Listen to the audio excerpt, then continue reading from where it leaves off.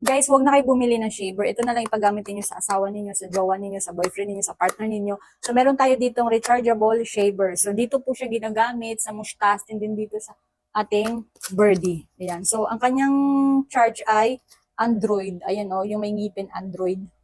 So, may box na siya pag dumating sa inyo. Nilalagay ko siya dito sa box pag once na hindi ginagamit.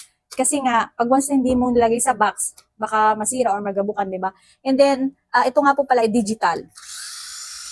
Yun, digital siya. Matagal naman siyang malubat, guys. Pero, pagka sinurge ninyo, mga nasa 1 hour din ata ito. Tapos, igagano ninyo. Yan, ganon. Yan, sa buhok lamang dito. So, hindi siya pwede sa babae kasi panlalaki po itong ating rechargeable na shaver na to. Para hindi na bumili yung asawa ninyo, partner ninyo, o kaya kapatid ninyo ng shaver, diba? So, ito na lang, i-charge nyo na lang.